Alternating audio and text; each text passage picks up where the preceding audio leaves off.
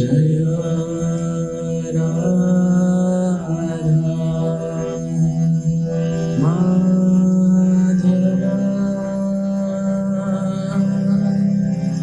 जय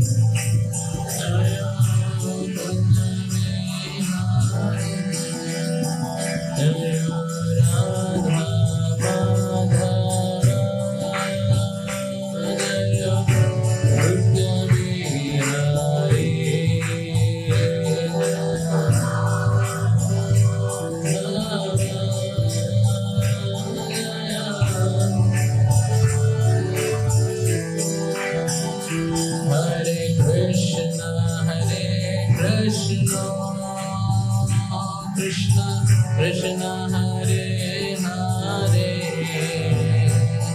Hare Rama Hare Rama Rama Rama Hare Hare Krishna Hare Krishna Krishna Krishna Hare Hare Hare Rama Hare Rama Rama Hare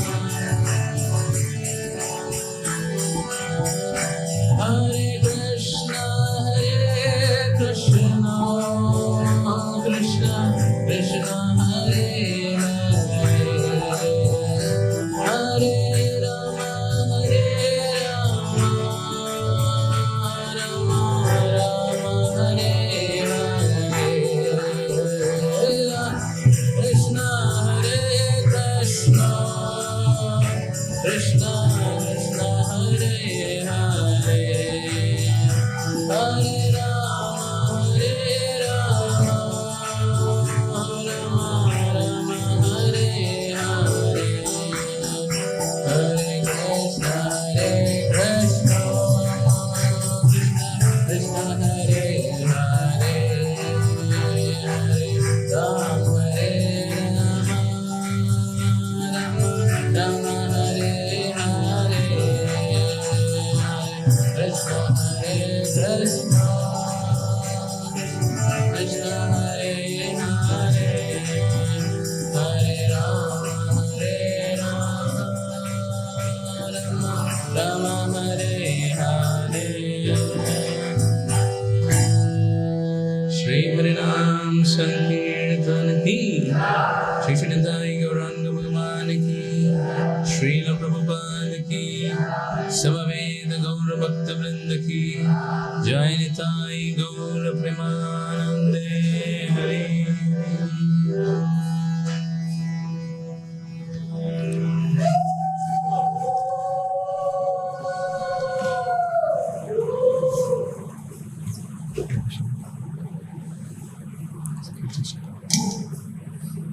Adjust this equal thing. Om Namo Bhagavate Vasudevaya Om Namo Bhagavate Vasudevaya Om Namo Bhagavate Vasudevaya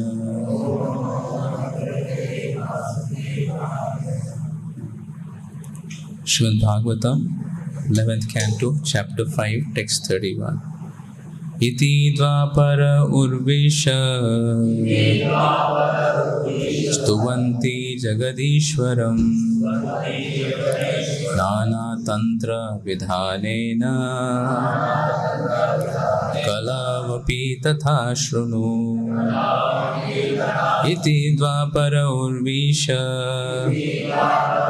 stuvanti jagadishwaram nana tantra vidhanena kalava api tatha shrunu iti dvapara urvisha stuvanti jagadishwaram nana tantra vidhanena kalavapi tatha shrunu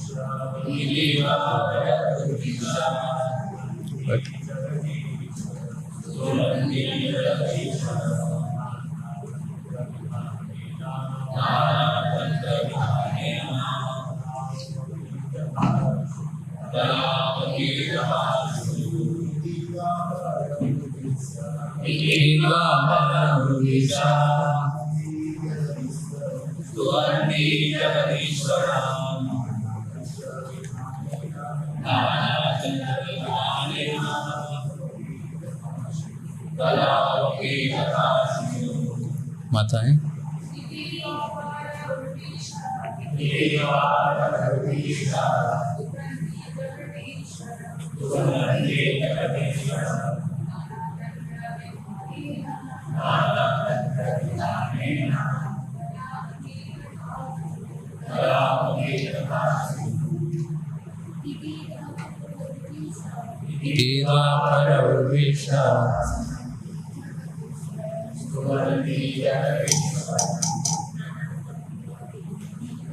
नाना तंत्र विधानेन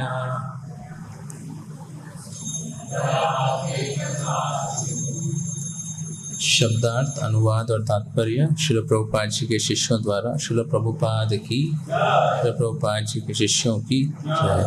इति इस प्रकार द्वापर युग में गुरु ईश हे राजा स्तुवंती स्तुति करते हैं जगदीश्वरम ब्रह्मांड के स्वामी की नाना विविध तंत्र शास्त्रों के विधानेन नियमों द्वारा कलौ कलयुग में अपि भी तथा उसी तरह शृणु सुनो।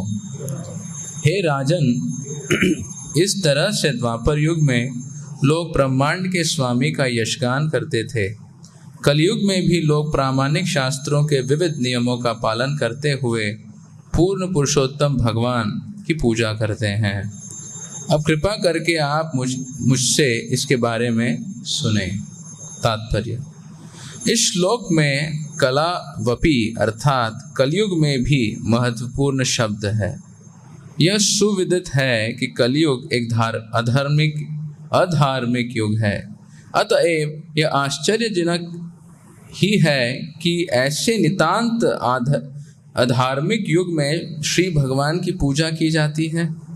इसीलिए कलावपी अर्थात कलयुग में भी कहा गया है। कलयुग में श्री भगवान का अवतार प्रत्यक्ष रूप में अपने आप को ईश्वर नहीं कहता, अपितु उन्हें वैदिक शास्त्रों के अनुसार पटु भक्तों द्वारा पहचाना जाता है। इसी तरह प्रहलाद महाराज श्रीमद् भागवत में कहते हैं, इत्थं नृत्यर्यग ऋषिदेव जशावतारे लोकान् विभावयसि हंसि जगत् प्रतीपान् धर्मं महापुरुष पाशी युगानुव्रतस् छन्नः कलौ यद् अभवस्त्रियुगोस्तस्वत्वम्। हे प्रभु, इस तरह आप मनुष्य, पशु, महान संत, सदृश देवता, मछली या कच्छप इत्यादि विविध रूपों में अवतरित होते हैं और इस तरह विभिन्न लोकों में संपूर्ण सृष्टि का पालन पोषण करते हैं तथा असुरों का वध करते हैं। हे प्रभु, आप युग के अनुसार धर्म के सिद्धांतों की रक्षा करते हैं, किंतु कलयुग में आप स्वयं को पूर्ण पुरुषोत्तम भगवान होने की पुष्टि नहीं करते। अतएव आप त्रियुग अर्थात 3 युगों में प्रकट होने वाले कहलाते हैं। इस तरह यह समझा जाता है कि कलयुग में सामान्य लोगों के लिए श्री भगवान के अवतार को पहचान पाना कठिन है, क्योंकि इस युग में श्री भगवान का प्राकट्य कुछ प्रच्छन्न रहता है। श्रील भक्ति सिद्धांत सरस्वती ठाकुर के अनुसार नाना तंत्र विधानेन शब्द कलयुग में पांचरात्र या सात्वत पांचरात्र वैष्णव शास्त्रों की महत्ता को बताने वाले हैं। श्रीमद् भागवतम में कहा गया है, स्त्री शूद्र द्विज बंधुनाम त्रयीना श्रुति गोचरा। कलयुग में सामान्य लोगों द्वारा उच्च कोटि का वैदिक यज्ञ कर पाना या योग पद्धति की कठिन तपस्या कर पाना असंभव है।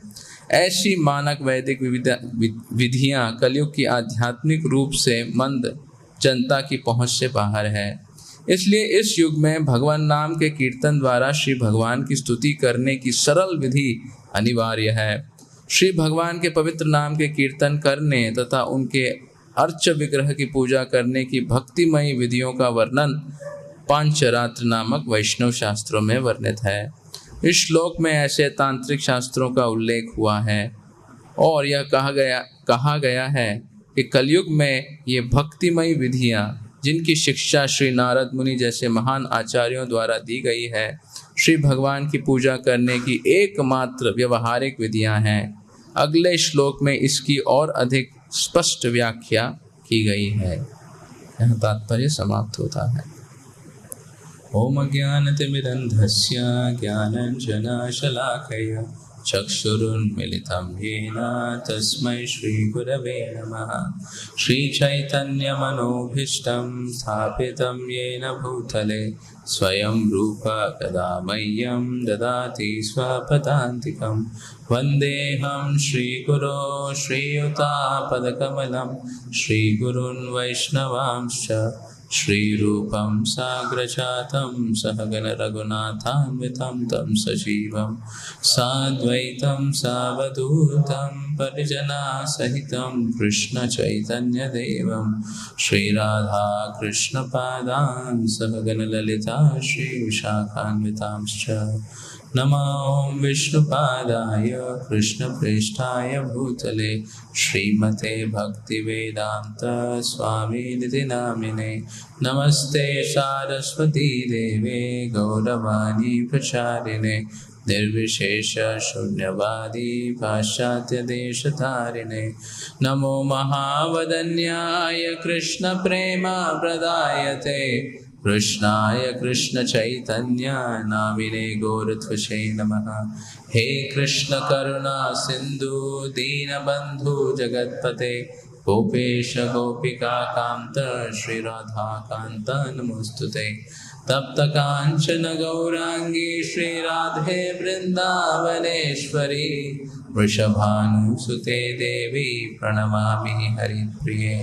नीलाचल निवासाय नित्याय परमात्मने बलभद्र सुभद्राभ्यं जगन्नाथाय ते नमः। वाञ्छाकल्पतरुभ्यश्च कृपा सिन्धुभ्य एव च पतितानां पावनेभ्यो वैष्णवेभ्यो नमो नमः। जय श्री कृष्ण चैतन्य प्रभु नित्यानंद श्री अद्वैत गदाधार श्रीवासादि गौर भक्तवृंद। हरे कृष्णा कृष्णा कृष्णा हरे हरे हरे राम राम राम हरे हरे। मूकं करोति वाचालं पंगुं लंघयते गिरिं यत्कृपातमहं वन्दे श्रीगुरुदीनतारिणम्।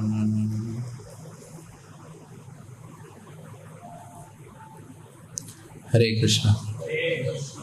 तो सारे उपस्थित भक्तों से मैं कृपा की याचना करता हूँ कि हम श्रीमद् भागवत के इस प्रसंग से कुछ चर्चा कर सकें जो हमने श्रील प्रभुपाद जी के शिष्यों द्वारा श्रवण किया है। हरे कृष्ण। तो यहाँ पे ये जो वार्तालाप है करभाजन मुनि और राजा निमि के बीच में नवयोगेंद्र जो शिक्षा दे रहे हैं, और ये अंतिम पड़ाव है जहाँ करभाजन मुनि हर युग में भगवान के जो अवतार होते हैं उसकी व्याख्या कर रहे हैं।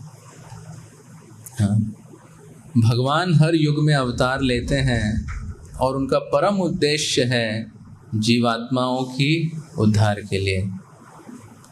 भगवान किसी कारणवश या गुणों के प्रभाव से यहाँ पे प्राकट्य नहीं होता है। प्रभुपाद जी बताते हैं कि जीवात्माओं को धक्का देके माया देवी जो है अलग अलग योनियों में, हाँ, यमराज इत्यादि उसको ताड़न करते हुए पहुँचाते हैं।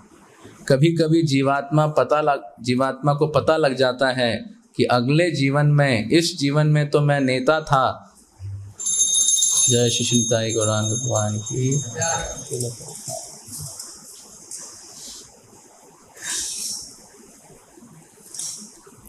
तो जीवात्मा को पता चल जाता है, कभी कभी इंडिकेशन मिल जाता है कि अगले जन्म में, मैं इस जन्म में तो नेता हूँ, बड़ा अधिपति हूँ, पर अगले जीवन में मैं सुअर बनने वाला हूँ। तो जैसे ही पता चलता है वो इस शरीर को छोड़ने से स्वीकार नहीं करता, पकड़ लेता है। तो प्रभुपाद जी कहते हैं इसीलिए बहुत बार बड़े बड़े लोग कोमा में चले जाते हैं, क्योंकि उनको पता है कि क्या होने वाला है, फिर भी बल स्वरूप बल से उस जीवात्मा को वहाँ से खींच के ट्रेनिंग देके उस योनि में पहुँचा दिया जाता है। तो जीवात्मा की जो यात्रा है वो लीला नहीं है, वो एक प्रकार से शासित है, परंतु कृष्ण मायाधीश हैं। उनका इस जगत में आना, अवतार लेना उनकी लीला है, उनका कोई कारण नहीं। जैसे कभी प्रधानमंत्री या राष्ट्रपति किसी जेल में चला जाए, ऐसा नहीं जेल वाले कहें आज ये भी जेल में आ गए। वो आए हैं क्योंकि उनके पास ऐसी शक्तियां हैं कि किसी किसी को रिहा भी कर सकते हैं। एकाएक कह सकते हैं अच्छा कर रहा है, सेवा कर रहा है, छोड़ दो। तो भगवान इस प्रकार आते हैं हमारे उद्धार के हेतु हर युग में।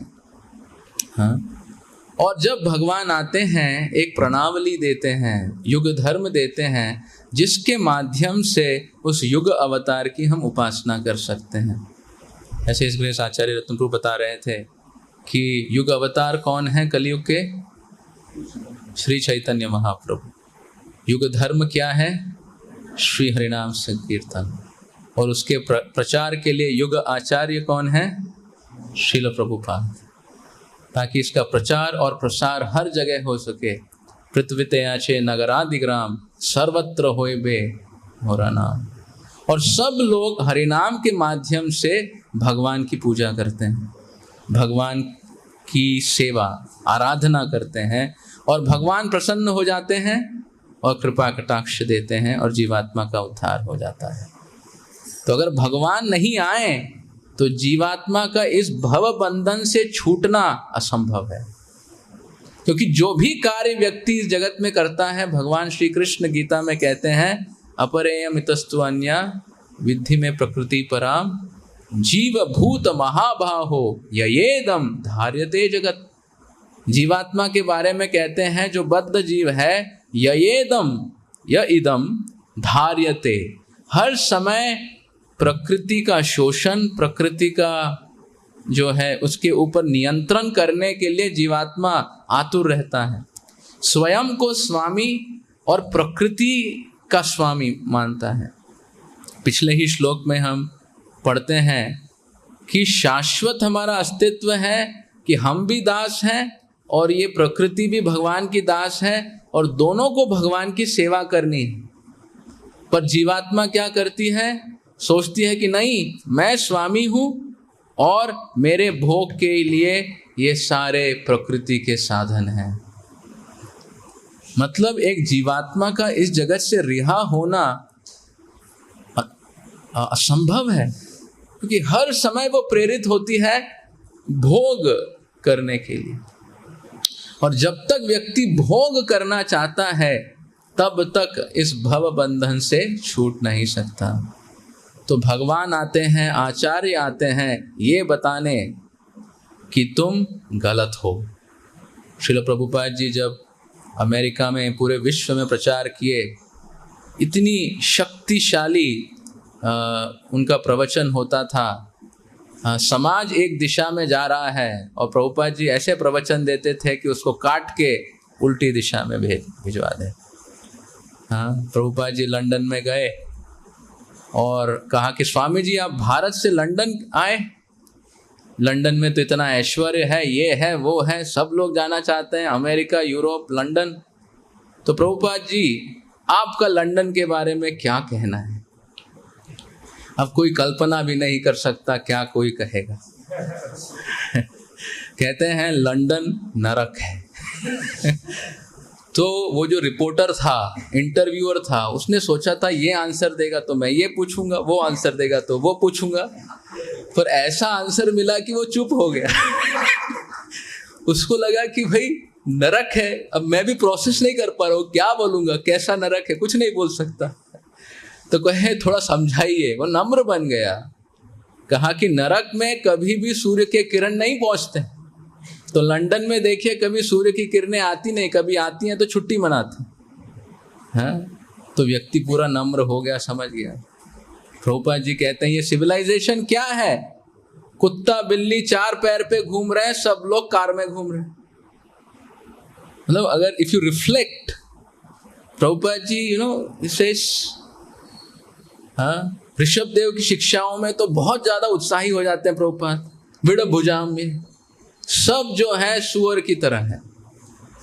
अभी कोई कहे कि भाई पिग है, तो प्रभुपाद जी कहते हैं मैं नहीं कह रहा हूं भगवान कह रहे हैं। मतलब पिग है मतलब क्या, सुअर की क्या खासियत है, वो वेट स्टूल और ड्राई स्टूल में डिस्क्रिमिनेट कर सकता है। तो जो व्यक्ति खुशी और दुख को डिस्क्रिमिनेट करके अपने जीवन की यात्रा करता है, वो है सुअर के भांति। One who gets excited by wet stool, frustrated with dry stool. Similarly, someone who gets excited by happy situations of this world and gets disturbed, I am not respected so much. तो सुअर की प्रगति, सुअर से भी प्रगति करनी है, मतलब व्यक्ति आत्मा के स्तर पे आए, समभाव हो उसको विपद और संपद में। तो प्रभुपाद जी की बातें ऐसी होती थी कि व्यक्ति सोचने लगे कि मैं सही जा रहा हूं क्या, या कहीं गलत टर्न ले लिया। हाँ, बोलते हैं इस पूरी दुनिया में प्रॉब्लम एक ही है कि लोग जीओडी की वर्शिप नहीं कर रहे, डीओजी की वर्शिप कर रहे। जैसे ही डीओजी जीओडी में हो जाएगा, जीवन की सारी समस्याएं खत्म हो जाएंगी। और प्रभुपाद जी हर प्रवचन में बारंबार एक बात को तो कहेंगे ही कि आप आत्मा हो, आप दास हो, भगवान महान है, आप दास हो। तो जब तक आचार्य इस प्रकार ताड़ित नहीं करते और जीवात्मा को हिलाते नहीं कि तुम भोक्ता नहीं हो, पूरी दुनिया हर व्यक्ति जो है, हर एक व्यक्ति के अहंकार को मसाज कर रहा है कि भाई तुम कुछ हो, तुम ये हो, दुख मत करो, बेहतर होगा समय। प्रभुपाद जी कहते हैं कभी नहीं होगा। जब तक खुद को तुम स्वामी मानते हो तब तक नहीं होगा। छोड़ दो उस उपाधि को, दे दो जिसकी है और रह जाओ अपनी पोजीशन में। जीवन का परिवर्तन हो जाएगा। जीव कृष्णदास यही विश्वास कर ले तो आर तो खाना है। दुख का एक ही कारण है। हम सब भी इस बात को सुनते हैं और भूल जाते हैं। दिन में जब माया के आकृष्ट, माया के साथ संग करते हैं तो ऐसा लगता है कि नहीं नहीं हम स्वामी हैं, और फिर दुख आ जाता है। इसीलिए हिज होलीनेस राधानाथ महाराज हर समय इस श्लोक को, महाप्रभु के श्लोक को बताते हैं, तृणादपि सुनीचेना सहिष्णुना अमानिना मानदेना कीर्तनीय सदा हरि। हम देखेंगे कोई भी प्रॉब्लम हो, झुक जाओ, प्रॉब्लम सॉल्व होने लगेगा। राइट? कितना बड़ा भी प्रॉब्लम हो जीवन में, रिलेशनशिप का, रिसोर्सेस का, या कुछ भी, इसको हटा सकते हैं शायद। Push this front here, totally fine.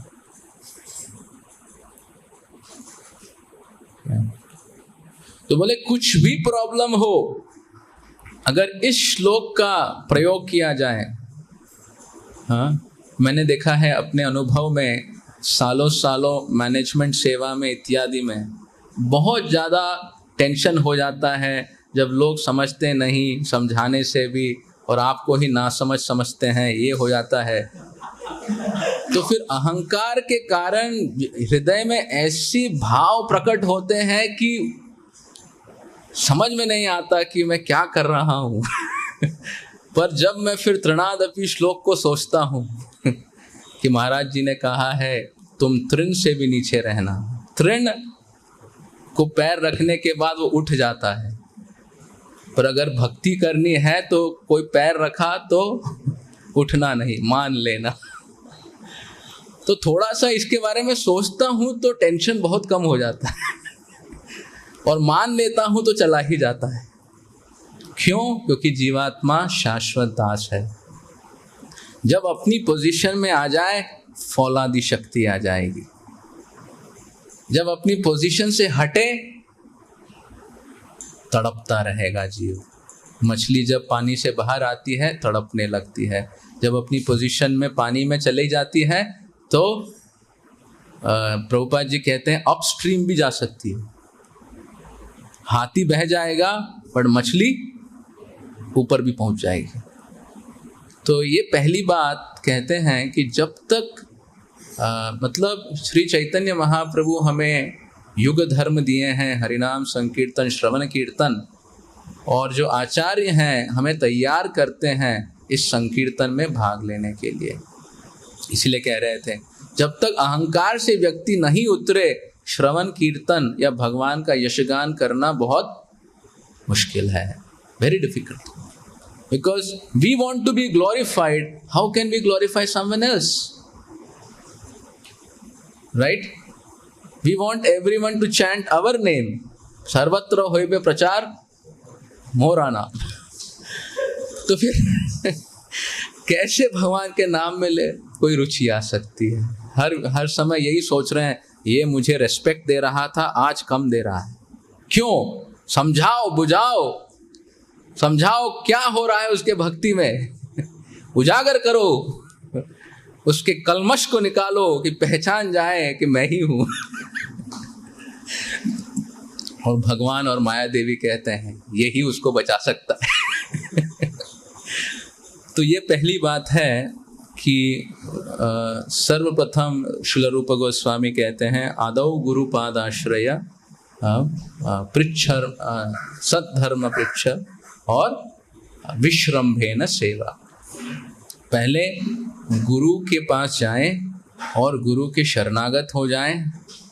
और शरणागत मतलब शिष्य, शिष्य मतलब जो व्यक्ति गुरु के शासन में रहे, हाँ, फिर वो सेवा करने के लायक बनेगा। सद्धर्म पृच्छ विश्रम्भेन सेवा, नहीं तो वो किसकी सेवा करेगा? अगर वैष्णव और गुरु के प्रति झुका नहीं तो फिर सेवा किसकी कर रहा है? अहंकार की। मुझे ये अच्छा लगता है, मुझे इसमें मन लगता है, मैं ये बन के दुनिया को दिखाना चाहता हूँ, तो वो सेवा नहीं हुई, वो तो भोग का ही एक अलग स्वरूप रहा। तो जब तक आश्रय नहीं है तब तक आप भगवान का आश्रय नहीं ले सकते। तो इस बात के बारे में पिछले श्लोक में पुष्टि की गई है कि किस प्रकार द्वापर युग में भगवान के श्री विग्रह की सेवा होती है, पर श्री विग्रह की सेवा श्रवण कीर्तन के बिना पूर्ण नहीं होती। प्रभुपाद जी भी कहते हैं जब तक हम भगवान के बारे में सुनेंगे नहीं, हाँ, आप भगवान की सेवा नहीं कर पाओगे। भागवत के प्रवचन में एक भक्त उठ के जा रहा था और प्रभुपाद जी, ये बहुत फेमस है, प्रभुपाद जी कहते हैं कहाँ जा रहा है? कहें सेवा करने। प्रभुपाद जी कहते उग्र कर्म। कहें श्रवण नहीं करेंगे तो विग्रह गलाग्रह लगेगा, या पूजा इसीलिए होगी कि वो साधन बन पाए मेरे भोग के लिए। श्रवण करेंगे तब विग्रह को विग्रह की तरह देख पाएंगे। प्रभुपाद जी कहते हैं अर्च विग्रह का अवतार होता है हमें सेवा में लगाने के लिए, पर परब्रह्म परम धाम, भगवान तो ब्रह्मन है, तो उनके साथ संग करना है, सेवा करना है, तो आपको भी उस अलौकिक तेज का होना चाहिए। If you want to associate with fire you have to be fiery. तो प्रभुपाद जी कहते हैं तो हम फायरी कैसे होंगे? तो प्रभुपाद जी कहते हैं हरे कृष्ण कृष्ण कृष्ण हरे हरे, हरे राम राम राम हरे हरे। मतलब गर्म हो जाओगे। If you chant Hare Krishna, you will become warm, and you keep chanting, you will become hot. Right? Then you can associate with Krishna, fiery Krishna. तो कहते हैं हरि नाम और हरि कथा, हरि कीर्तन, भगवान का गुणगान, हाँ, ये बहुत महत्वपूर्ण है। और ये गुरु की कृपा है, वैष्णवों की कृपा है, बारंबार इस भाव को वो जागृत करते हैं ताकि हम भगवान का आश्रय ले सकें। और यहाँ पे करबाजन मुनि कहते हैं कि कलयुग में भी प्रामाणिक शास्त्रों के विविध नियमों का पालन करते हुए पूर्ण पुरुषोत्तम भगवान की पूजा होती है। तो मानिए एक अचंभे वाली बात होगी कि कलयुग में तो लोगों में कोई भी गुण नहीं है। इसलिए आचार्य को उस दिन बता रहे थे, कलयुग में कोई गुण नहीं है, पर हर व्यक्ति कलयुग में सोचता है मुझ में सब गुण है। बोले यही कलयुग का अवगुण है। Everyone in Kalyuga is unqualified, but he thinks he is very qualified. दम्भ मतलब बिना कुछ होते हुए अहंकार होना। कुछ हो और फिर अहंकार हो, उसको कहते हैं अभिमान। कुछ नहीं है पर उसको गर्व है, तो वो है दम्भ। तो कलयुग में हर व्यक्ति को दम्भ है। इसीलिए यहाँ पे कहते हैं कि कलयुग में भगवान त्रियुगी कहलाते हैं, तो छन्न अवतार में आते हैं। भगवान अवतार भी लेते हैं, खुद को भगवान कह के नहीं आते। क्यों? क्योंकि कलयुग में हर व्यक्ति यही कह रहा है। भगवान कहते हैं कंपटीशन में अभी काम नहीं होगा, मार्केट को कैप्चर करना है तो everybody is claiming to be God, right? मतलब ये सबके मन का भाव है कि मैं भगवान बनना चाहता हूँ। और प्रभुपाद जी कहते हैं वैदिक शास्त्रों का भी पालन करते हैं, तो जैसे मायावादियों का जो शास्त्र है कि मैं ब्रह्म में विलीन होकर एक बनना चाहता हूँ, तो इसलिए कहते हैं निर्विशेषवाद और शून्यवाद। शून्यवाद मतलब जीवन के बाद सब खत्म हो जाएगा, कुछ नहीं रहेगा, तो क्या करें? जब तक है मजा करो, क्योंकि बाद में तो सब खत्म हो जाए। भस्मीभूतस्य देहस्य, कुछ नहीं मिलने वाला। इसीलिए पूरा मॉडर्न सिविलाइजेशन का फिलॉसफी क्या है? Because there is no life after death and everything will become zero. So till the time, जब तक सांस है, भोग करो और भोग करो। क्यों? क्योंकि मृत्यु के बाद सब खत्म हो जाएगा। ये फिलॉसफी की अनुप्रेरणा इस मॉडर्न सिविलाइजेशन। इसीलिए प्रभुपाद जी जाके वहां पे पंचर मारते हैं कि ये गलत है, हम शाश्वत हैं, जीव फिर से आता है। हाँ, प्रभुपाद इसको जो है हिलाते हैं, क्योंकि this is the pillar on which the civilisation is standing. और दूसरा, व्यक्ति सोचता है परेशानी हो गई तो ब्रह्म में विलीन हो जाएंगे। सारे जो मायावादी बैठे हैं, हाँ, सब मिथ्या है, छोड़ दो, छोड़ दो, छोड़ दो, छोड़ दो। हाँ, सब हमें रोक देते हैं, परेशान करते हैं। तो प्रभुपाद जी इन दोनों चीजों के ऊपर प्रहार करते हैं। तो हर व्यक्ति कलयुग में भगवान बनना चाहता है। तो श्री चैतन्य महाप्रभु जब अपनी लीला करते हैं, हाँ, खुद को भगवान के रूप में प्रदर्शित नहीं करते। यहाँ पे कहा गया है शास्त्रों और भक्तों की कृपा से हम पहचान पाएंगे कि श्री चैतन्य महाप्रभु स्वयं कृष्ण है। कृष्ण वर्णम त्विषा कृष्णम संगोपंगा सपार्षदम यज्ञै संकीर्तनः प्रायैर यजन्ति हि सुमेधसा। ये अगला श्लोक है। तो श्री चैतन्य महाप्रभु जब अपनी लीलाएं करते हैं, सबसे पहले अपने पांडित्य की लीला करते हैं। निमाई पंडित सबको पछाड़ देते हैं और सब करने के बाद श्री हरिनाम संकीर्तन में भाग लेते हैं, ये दर्शाने के लिए कि हरिनाम सारे वेदों का सार है।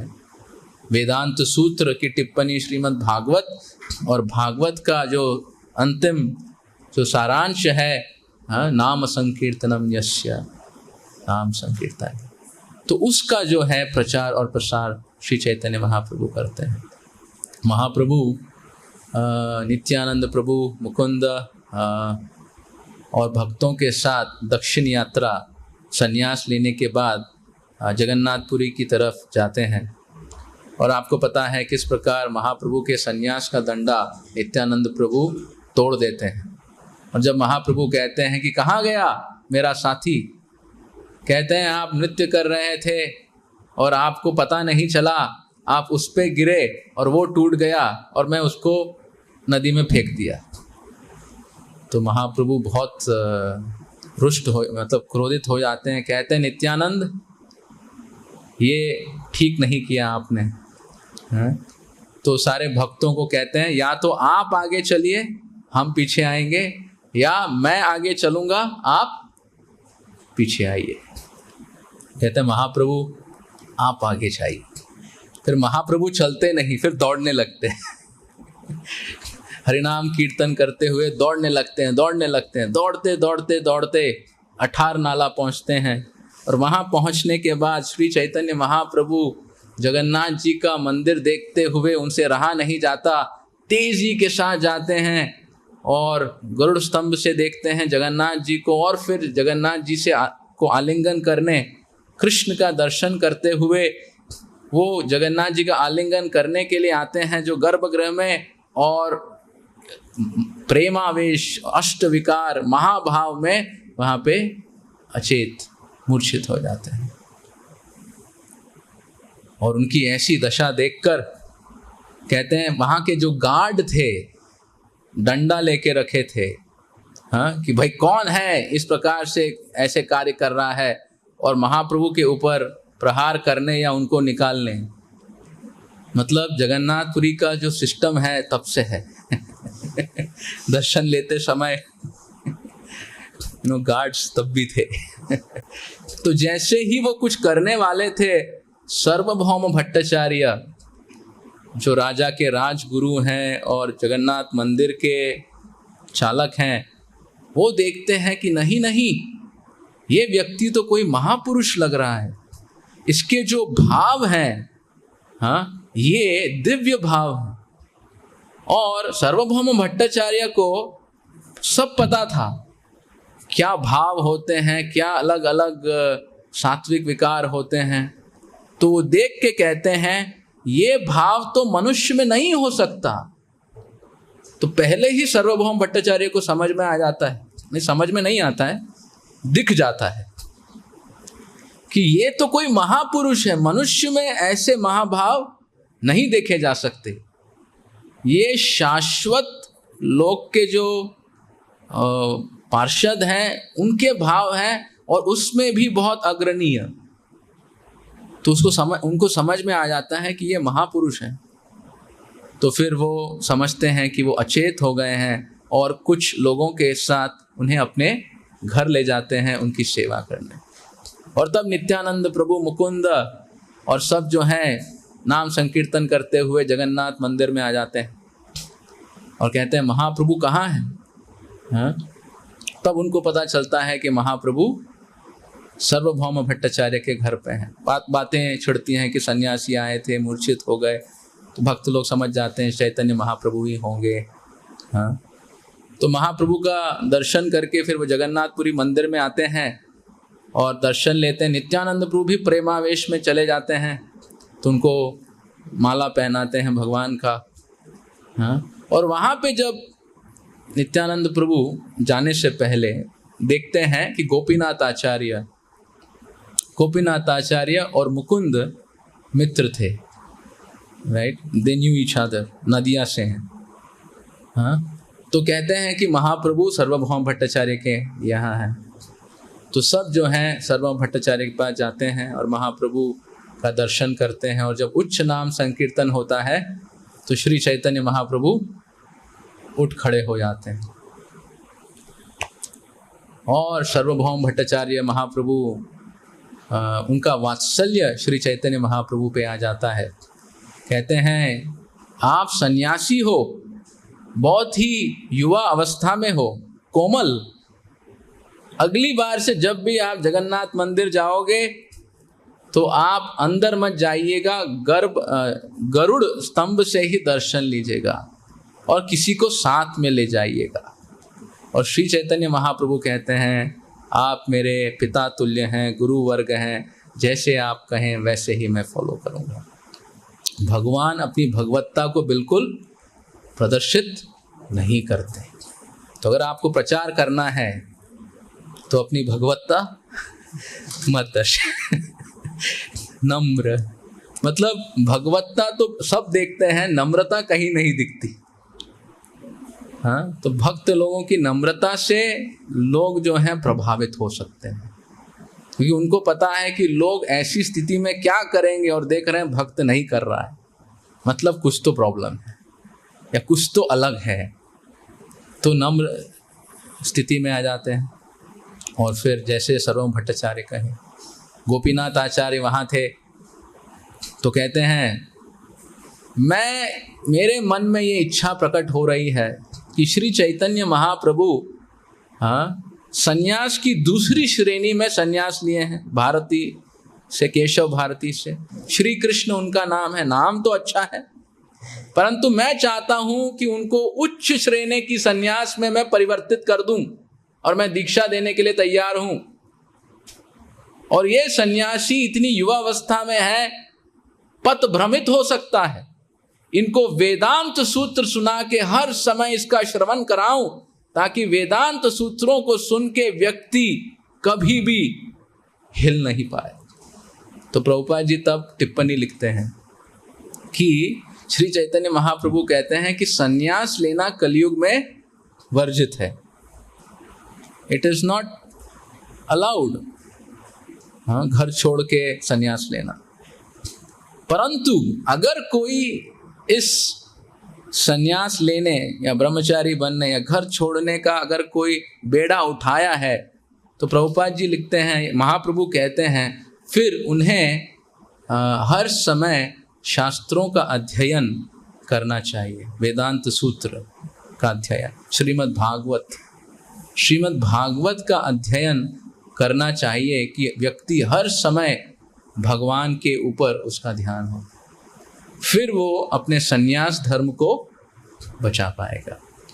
जैसे भक्त अभी भद्र पूर्णिमा का जो है आयोजन कर रहे हैं, श्रीमद् भागवतम जो है इस जगत के अंधकार को, जो धर्म और ज्ञान से विहीन है, उसको प्रकाशित करने का सूर्य है। भगवान स्वयं श्रीमद् भागवत के अवतार में आते हैं।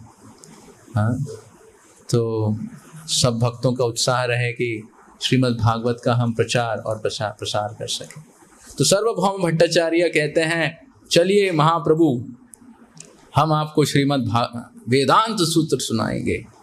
उससे पहले गोपीनाथ आचार्य जो उनके साले थे, सिस्टर इन लॉ, वो कहते हैं, सार्वभौम भट्टाचार्य क्या बात करते हो, ये तो स्वयं श्री चैतन्य महाप्रभु भगवान है।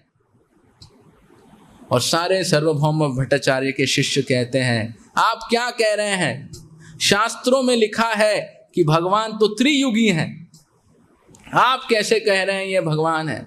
कहते हैं भगवान त्रियुगी हैं, बट छन्न अवतार में आते हैं, और जो शास्त्रों और भक्तों की मदद से उन्हें पहचान पाते हैं, और फिर वो विष्णु सहस्त्र नाम के श्रीमद् भागवत के इन श्लोकों की पुष्टि करते हैं कि देखो यहाँ पे लिखा गया है किस प्रकार कृष्ण वर्णम त्विषा कृष्णम संगोपंगा सपार्षदम। और सार्वभौम भट्टाचार्य उनके शरीर के अंग को देख के, उनके प्रेमावेश को देख के समझ गए थे कि ये मनुष्य के भाव नहीं है। तो गोपीनाथ आचार्य कहते हैं कि अरे आप अपनी आंखों के सामने देख रहे हैं कि ये अलौकिक जो तेज है, ये जो उनके भाव हैं, ये मनुष्य के नहीं हो सकते, पर आप स्वीकार क्यों नहीं कर रहे। हाँ, तो सार्वभौम भट्टाचार्य कहने लगते हैं, क्यों इतना क्रोधित हो रहे हो, हम तो बातें मजाक में कर रहे हैं, हंसी मजाक में। कहते हैं क्योंकि तुमको कृपा नहीं मिली है। हाँ, तुमको भगवान की कृपा का लेश भी प्राप्त नहीं हुआ है, इसीलिए तुम्हारा हृदय इतना कठोर है कि तुम भगवान को पहचान नहीं पा रहे। और गोपीनाथ आचार्य जो है सार्वभौम भट्टाचार्य पे बहुत प्रभाव डालते हैं, पर भी सार्वभौम भट्टाचार्य कहते हैं ठीक है गोपीनाथ आचार्य कहते हो तो ठीक है। फिर अगले दिन सार्वभौम भट्टाचार्य श्री चैतन्य महाप्रभु को जगन्नाथ जी के मंदिर ले जाते हैं और कहते हैं, अब मैं तुम्हें वेदांत सूत्र सुनाऊंगा। 7 दिन साथ में बिठाकर वेदांत सूत्र और उसके ऊपर टिप्पणियाँ देने लगते हैं। और श्री चैतन्य महाप्रभु ध्यान से श्रवण करते हैं, ध्यान से श्रवण करते हैं, पूर्णतः श्रवण कर रहे हैं और कोई क्वेश्चन नहीं, कोई कमेंट नहीं, कुछ भी नहीं। 7 days, 7 day सेशन वेदांत सूत्र, पूरा शारीरिक भाष्य की पूरी जो शंकराचार्य की पूरी टिप्पणी है उसको लेके वेदांत सूत्र की पूरी एक्सप्लेनेशन। और 7 दिन बाद सार्वभौम भट्टाचार्य का जो भी इंफॉर्मेशन सिस्टम था, कहा कि मैं तो बहुत बोल दिया। इतना बोलने के बाद कहते हैं श्री चैतन्य, श्री कृष्ण चैतन्य, आप कुछ कहते नहीं, आपको कुछ कहना है, कुछ पूछना है, कुछ आपको सुझाव है या संशय है, कुछ कहिए। तो पूरा सार्वभौम भट्टाचार्य बोल देते हैं।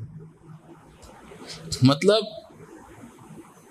लोगों को पहले सुनना चाहिए सुनाने से पहले, थोड़ा सुनने से क्या है उसका हृदय खुल जाए। मतलब अभी बोल दिया तो सार्वभौम भट्टाचार्य पूरी तरह हृदय खोल के बैठ गए। और फिर महाप्रभु कहते हैं, हे सार्वभौम भट्टाचार्य, वेदांत सूत्र जो व्यासदेव ने दिए हैं वो सूर्य की तरह विद्यमान है इस नभ में, पर आपकी जो टिप्पणी है बादल के समान इस सूर्य को पूरा ढक दे रही है। हाँ, व्यासदेव जो कहना चाहते हैं वो इतना स्पष्ट है, आप अपने अर्थ को उस पे लांद के उसको समझा रहे हैं। अपनी बात को जो है आप उस पे धारण करके उसको समझाने की चेष्टा कर रहे हैं। जो व्यासदेव कह रहे हैं उसको आप मान नहीं रहे हैं और अपनी बात उससे मनवाना चाहते हैं। ऐसा कह के महाप्रभु जो है प्रचार करने लगते हैं और फिर सारा तत्व बोलने लगते हैं कि आप कहते हैं भगवान का कोई रूप नहीं, शक्ति नहीं और हम विलीन हो जाएंगे, परंतु नहीं कहते हैं भगवान जो है सर्वशक्ति संपन्न, षड ऐश्वर्य पूर्ण, उनकी शक्ति है प्रकृति, उनकी शक्ति है बहिरंग शक्ति, तटस्थ शक्ति। और इस प्रकार से विश्लेषण करने लगते हैं और करते करते फिर शंकराचार्य के बारे में कहते हैं किस प्रकार वो शिव जी के ही अवतार हैं और इस मत को प्रचारित किए हैं। और ये कहने के बाद, समझाने के बाद श्री चैतन्य महाप्रभु कहते हैं, आत्माराम का श्लोक कहते हैं। ये श्लोक से प्रकाशानंद सरस्वती भी और सार्वभौम भट्टाचार्य भी पूरी तरह बोल्ड आउट। तो कहते हैं आप समझाइए भट्टाचार्य जी पहले। तो फिर वो उस श्लोक की 9 टिप्पणियां देते हैं, 9 प्रकार से समझाते हैं। और सार्वभौम भट्टाचार्य पूरे दुनिया में सबसे विद्वान व्यक्ति थे। जैसे आपको पता है कि न्याय शास्त्र भी सीख के, एक बार सुन के किताब लिख के सर्वविजयी हो गए। तो उनको पता था इससे ज्यादा कोई भी इसका एक्सप्लेनेशन नहीं दे सकता और कोई विद्वान नहीं है। और फिर महाप्रभु को कहते हैं अब आप इसकी व्याख्या कीजिए। तो कहते हैं आत्मा रामश्च मुनियों में 11 शब्द हैं, तो 11 शब्दों की वो 11 टिप्पणियां देते हैं और आत्मा राम शब्द का हर शब्द के साथ संबंधित टिप्पणियां देते हैं 18। और सार्वभौम भट्टाचार्य बिना उस 9 टिप्पणियों को स्पर्श करते हुए उन 18 टिप्पणियां देते हैं और उसको सुन के सार्वभौम भट्टाचार्य समझ जाते हैं ये कृष्ण है, ये भगवान है।